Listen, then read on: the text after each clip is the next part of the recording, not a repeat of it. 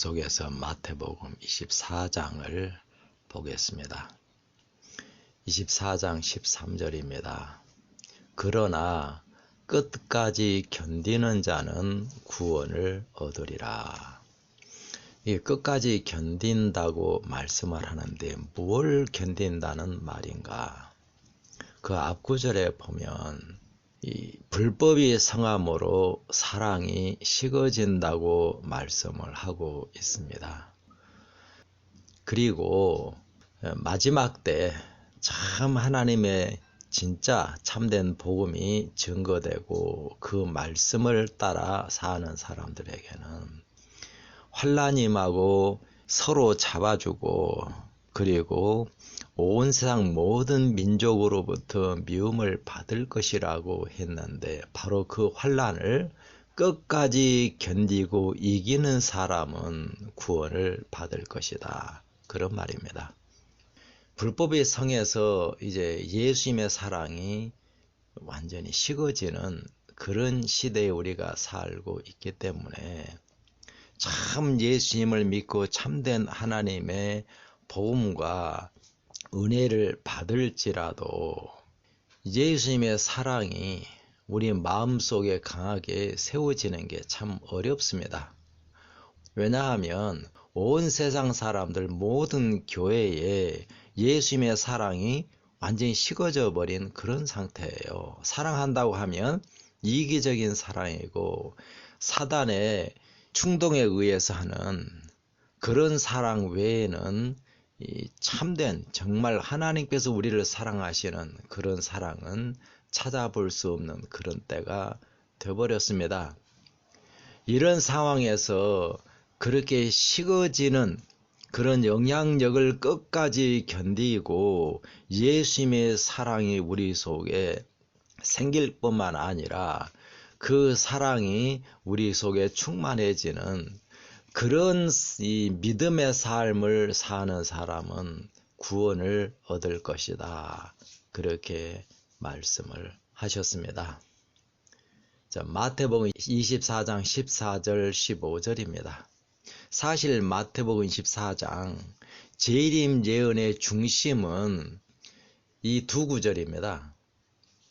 이 두 구절을 올바로 깨달으면 참 예수님께서 마지막 어떻게 재림 준비를 하시고 어떻게 재림하시는지 그리고 때가 정확하게 알게 되어 있습니다. 그러므로 사단은 이 두 구절을 절대로 올바로 깨닫도록 해서는 안 되겠죠. 그래서 참 성경을 가르치고 영감적으로 성경을 증거한다고 하는 그런 사람들도 이 구절을 올바로 아는 사람이 없습니다. 24장 14절을 봅니다. 이 천국 복음이 모든 민족에게 증거되기 위하여 온 세상에 전파되리니 그제야 끝이 오리라. 오늘날 교회들은 예수님께서 말씀한 이 천국 복음을 자기들이 믿고 있는 그 복음이라고 그렇게 이해를 해버립니다. 그래서 자기들이 믿고 가지고 있는 그 복음을 온 세상 모든 민족에게 다 증거하고 그런 곳에 자기들이 믿는 그 복음을 믿는 사람들이 생겨나면 그러면 예수님이 재림한다. 그렇게 믿고 있어요. 그래서 어떤 이 사람들은 참 마지막까지 예수님의 복음, 자기들이 믿고 있는 그 복음을 받아들이지 않는 민족이 유대인들이라고 하는 거예요. 그래서 특별히 유대인들에게 복음을 전하는데 굉장히 힘을 쏟고 그렇게 하고 있어요. 그래서 유대인들에게 복음이 전해지고 그들 가운데 참으로 자기들이 믿고 있는 그 복음을 믿는 사람들이 많이 생겨나면 그러면 재림한다. 그렇게 믿는 사람들도 있습니다. 그런데 이 말씀은 전혀 그런 말씀 아니에요. 예수님이 이 천국 복음이라고 하는 이 말씀을 누구에게 하고 있습니까? 오늘날 우리들에게 이 말씀을 하고 있는 게 아니에요. 예수님의 이 제자들, 사도들, 그 사도들이 예수님께 조용히 나와서 주님, 마지막 때 주님의 재림의 때가 어떻게 되겠으며 무슨 징조가 있겠고 언제 재림할 것입니까? 그걸 물을 때에 그 제자들에게 마지막 때에 관해서 말씀하고 있는 거예요. 그래서 이 천국 복음은 오늘날 우리들이 믿고 있는 그 복음이 아니고 예수님께서 제자들과 사도들에게 이 가르치시고 증거하셨던 바로 그 복음입니다. 사도들이 예수님께 배웠던 그 복음이고 사도들이 나가서 증거했던 그 복음이에요. 그때부터 지금 2000년이 흘렀습니다. 예수님께서 하나님의 참된 생명의 말씀을 증거하고 그 말씀을 받아들인 사람들, 그들이 모여 있는 곳이 바로 교회예요. 그게 하나님의 밭입니다. 그렇게 예수님께서 참으로 순결한 하나님의 복음과 말씀을 증거하고 그걸 믿는 사람들이 모인 곳에 와서 사단이 뭘 부린다 그래요? 그곳에다가 사단의 가라지 복음을 덧뿌린다 그래요. 그럼 2000년 동안 사단이 예수님이 사도들에게 가르치시고 증거했던 그 복음을 받아들인 교회에 가라지를 안 뿌렸겠습니까? 2000년이나 지났는데 우리들이 믿고 있는 이 복음이 예수님께서 사도들에게 증거한 그 복음일 가능성은 제로입니다. 전혀 없어요. 시간이 흘러가면 하나님의 순결한 복음을 받아들인 그 교회는 자연스럽게 사단의 가라지 복음을 믿어버려요. 그게 성경 역사고 교회의 역사였습니다. 그래서 예수님이 세운 교회도 중세 암흑시대를 이끌어가는 그런 교회로 변해버린 것 아니겠어요? 그래서 하나님께서 마틴 루터를 보내서 그 완전히 잘못된 그 신앙으로부터 개혁을 일으켜서 개신교회를 세웠는데 마틴 루터가 개신교회를 세울 때부터 500년도 더 지났습니다. 그럼 500년 그 긴 시간 동안 사단이 얼마나 가라지를 뿌렸겠습니까? 그래서 마지막 때에 이 하나님의 교회를 예수님께서 라오디게아 교회라고 증거를 하셔서 예수님이 직접 말씀하신 것입니다. 라오디게아 교회는 눈이 멀어버린 소경 교회라고 하는 거예요. 하나님의 진리를 분간 못하고 하나님의 진리가 오면 이단이라고 믿고 사단의 가라지를 하나님의 진리와 복음으로 믿고 있다 그 말입니다. 하나님을 믿는 사람들을 소경으로 만드는 것은 항상 사단의 가라지입니다. 그 가라지에 의해서 하나님의 진리를 분간 못하는 소경이 되어 버렸다고 예수님께서 증거를 하셨습니다. 그러한 우리들이 믿고 있는 복음이 예수님께서 말씀한 이 천국 복음이 될 가능성 없습니다. 이 천국 복음이 모든 민족에게 증거되기 위하여 온 세상에 전파되리니 그제야 끝이 올 것이다. 자, 그러므로 여기 그러므로라고 하는 접속사가 굉장히 중요합니다. 그러므로라는 말은 앞 구절이 이러하기 때문에 그 다음 뒷 구절이 생긴다 그런 말이에요. 이 천국 복음이 모든 민족에게 증거되어야 하기 때문에 너희가 바로 그런 뜻이에요. 우리는 마태복음 24장 14절과 15절을 연결을 안 시키고 전혀 상관없는 구절로 생각을 해버려요.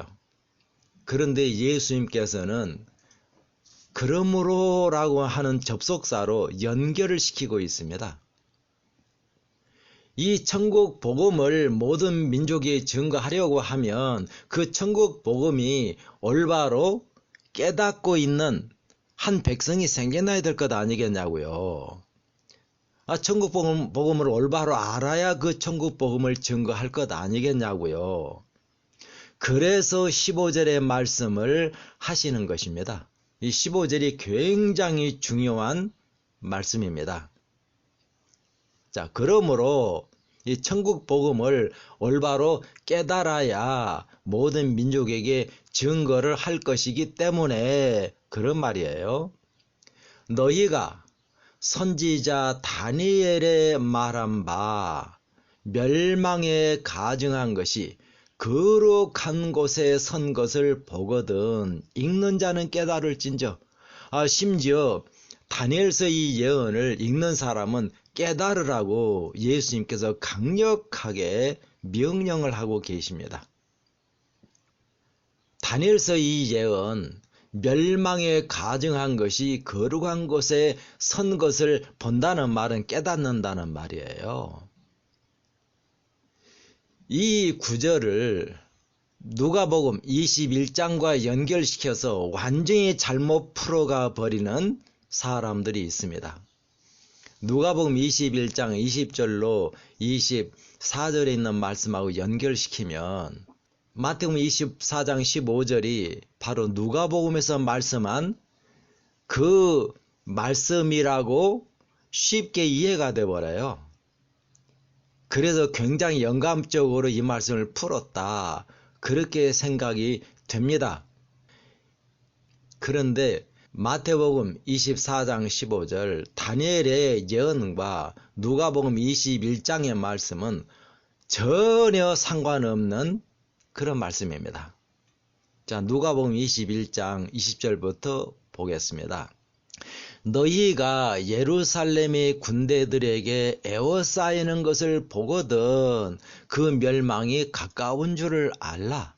그때에 유대에 있는 자들은 산으로 도망할지며 성내에 있는 자들은 나갈지며 초원에 있는 자들은 그리로 돌아가지 말지어다. 이 날들은 기록된 모든 것을 이루는 형벌의 날이니라.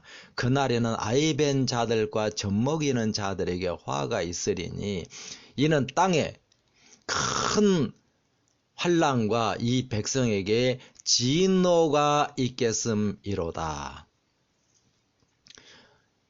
사도들이 이제 예수님께서 예루살렘 성전이 철저하게 멸망할 것이라고 이 말씀을 하니까 그들의 마음에 큰 문제가 생겨버렸습니다.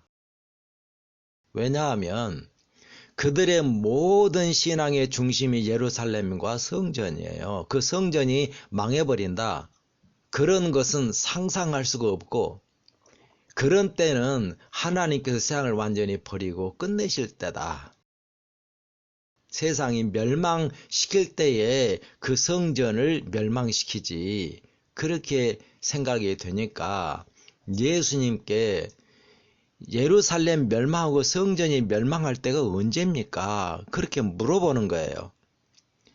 그 질문에 대한 대답이 누가복음 21장 20절부터 23절까지입니다.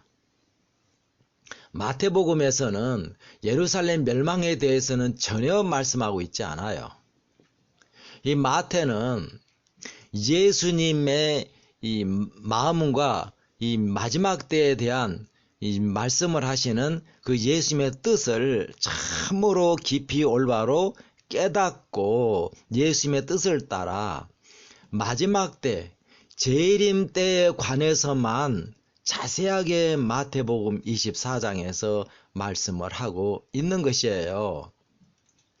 누가는 예수님 앞에서 이 재림 말씀을 할 때 들었던 사람 아니에요.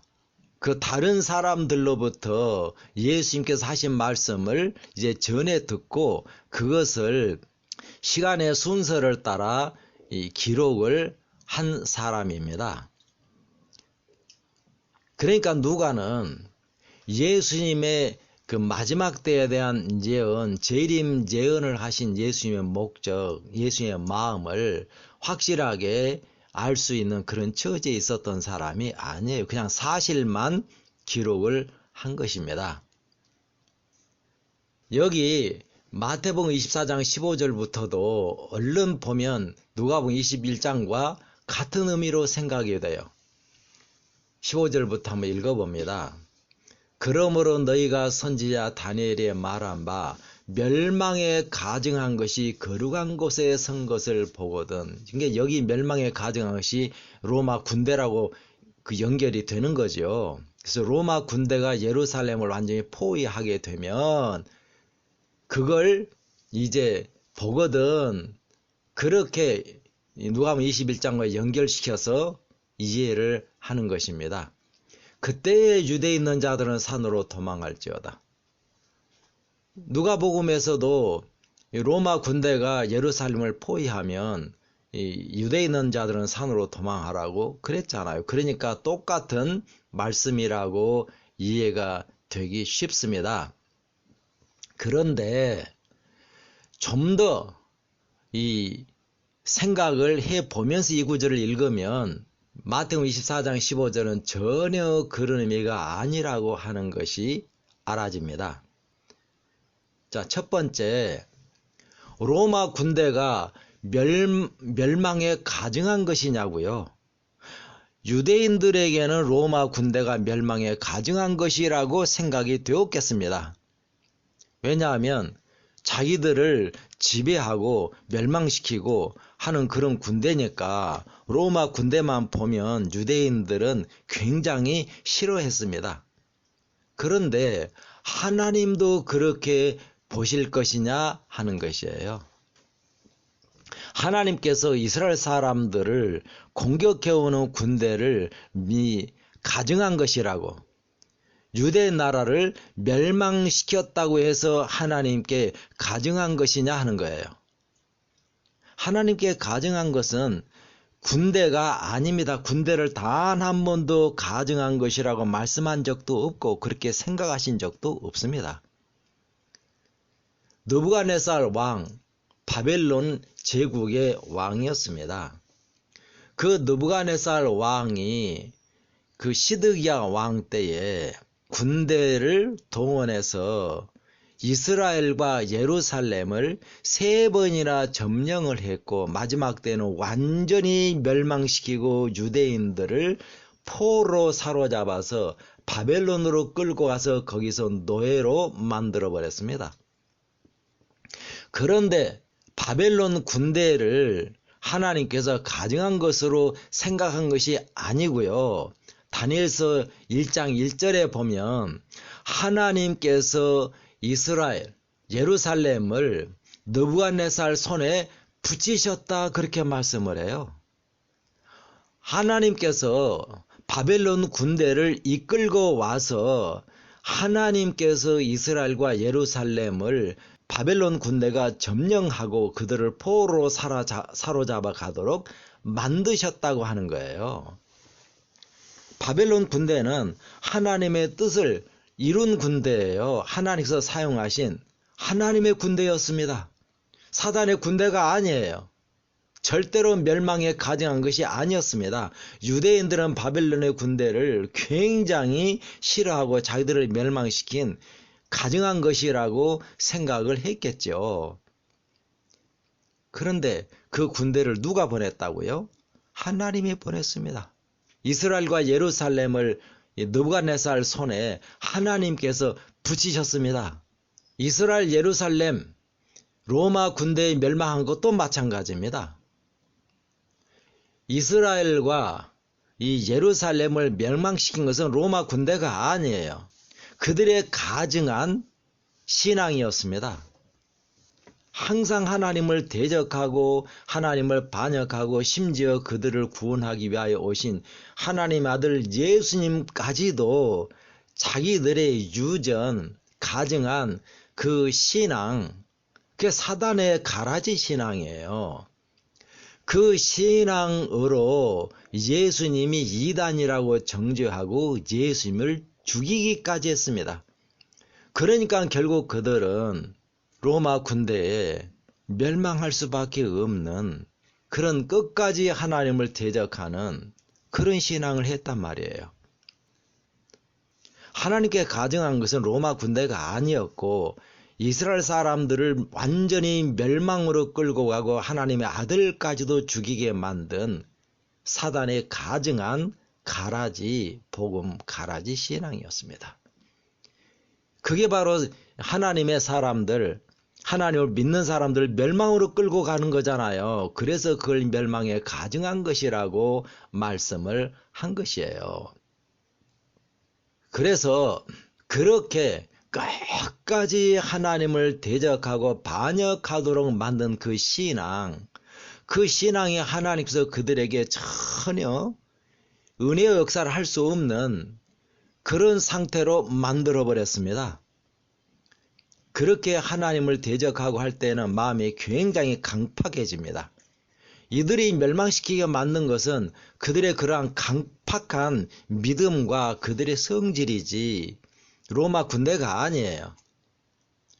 로마 군대가 그들을 멸망시킨 이유는 이들이 로마에 대하여 아주 강팍하게 반역을 하고 독립운동을 일으키고 그러니까 로마 군대가 쳐들어올 수밖에 없었죠. 로마 군대가 멸망에 가증한 것이라고 하면 예루살렘을 포위한 로마 군대가 아니라 예루살렘 안에 로마 군대가 주둔하고 있었습니다. 예수님이 초림했을 때 거기에 빌라도가 이 유대의 총독이었고 그 빌라도 사저에 빌라도와 함께 로마 군대가 거기 주둔하고 있었다고 빌라도 혼자 와 있는 게 아니에요. 이스라엘 예루살렘을 주관하고 지배하고 통치하려고 하면은 군대가 있어야죠. 이 이스라엘 사람들을 맨날 반역하는 사람들인데 그 반역을 진압시키고 이 로마에 복종하도록 만드는 힘이 바로 로마의 군대였습니다. 로마 군대가 예루살렘 한가운데 있었는데 그건 왜 멸망에 가증한 것이 아니냐고. 그걸 멸망에 가증한 것으로 생각하는 사람이 없어요. 로마 군대가 멸망에 가증한 것이라고 하면은 빌라도와 함께 주둔하고 있었던 예루살렘 안에 주둔하고 있었던 그 군대야말로 멸망에 가증한 것이라고 해야 할 것입니다. 그리고 로마 군대에 의해서 예루살렘이 멸망한 것은 AD 70년이에요. AD 70년에 예루살렘이 하나님의 거룩한 곳이었습니까? 이스라엘 사람들은 지금도 이 그리스도인들이 예루살렘을 성지라 그래요. 거룩한 땅이다 그렇게 부릅니다. 그런데 하나님께서도 이 예루살렘을 그렇게 하나님을 반역하고 선지자들을 죽이고 심지어 하나님의 아들까지 죽이고 끝까지 반역을 한 그 예루살렘, 그러기 때문에 하나님께서 예루살렘을 완전히 포기하고 버리셨어요. 하나님의 왕국을 그들에게 주었는데 그 하나님의 왕국을 그들에게 뺏어서 그 왕국에 열매 맺는 사람들에게 주셨다. 예수님께서 그렇게 말씀을 하셨죠. 그 이스라엘을 상징하는 게 무화과 나무라고 그렇게 오늘날 성경 가르치는 사람들이 가르치는데 예수님께서 열매 없는 무화과 나무를 저주하니까 완전히 말라버렸어요. 그리고 영원토록 너에게서 열매가 맺히지 못한다고 그랬습니다.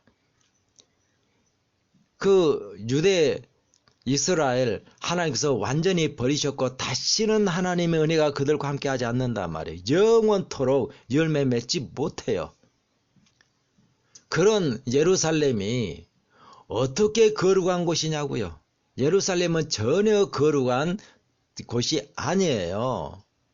지금 마태복음 24장 15절 그 거룩한 곳에 멸망한 가증한 것이 섰다는 말은 전혀 그런 의미가 아닙니다. 그리고 예루살렘이 오늘날 사람들이 성지라고 생각한다고 할지라도 로마 군대가 예루살렘 가운데에 서 있을 때가 아니고 예루살렘을 포위했을 때에 그때 유대에 있는 자들 산으로 도망하라. 그렇게 말한 것이에요. 그러니까 예루살렘 가운데 있는 것이 아니고 주위만 포위했는데 어떻게 거룩한 곳에 섰다고 말할 수 있겠냐고요. 전혀 아닙니다. 로마 군대는 하나님께 전혀 가증한 것이 아니었고 마태복음 24장 15절에서는 이 로마 군대에 의해서 예루살렘이 멸망한 그걸 말씀한 것이 전혀 아닙니다.